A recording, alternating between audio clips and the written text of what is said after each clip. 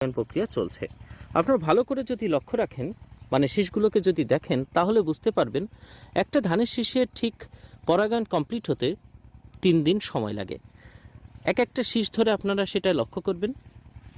ধানের এই শীষটা দেখুন, এখানে দেখুন একদম নিচের দিকে আজকে পরাগায়ন হয়ে এটা কমপ্লিট হলো। তার আগে উপরের দিকে এগুলো কিন্তু পরাগ প্রক্রিয়া একদম সম্পন্ন হয়েছে 2 দিন ধরে। প্রথম দিন মাথাতে হয়েছে, তারপরের দিন মাঝে হয়েছে, আর এটা আজকে সকালবেলা পরাগায়ন প্রক্রিয়া এখানে কমপ্লিট হয়েছে। যেমন ধরুন এই শীষটা, এর দেখুন একদম মাথাতে কিন্তু ফুলটা, অর্থাৎ এখানে আজকে সকালবেলা পরাগায়ন সম্পন্ন হয়েছে। মাঝে কিন্তু এখনও বার হয়নি, আর নিচেও বার হয়নি। মাথায় রাখবেন একটা ধানের শীষে মোট 3 দিন লাগে পরাগায়ন প্রক্রিয়া কমপ্লিট করতে।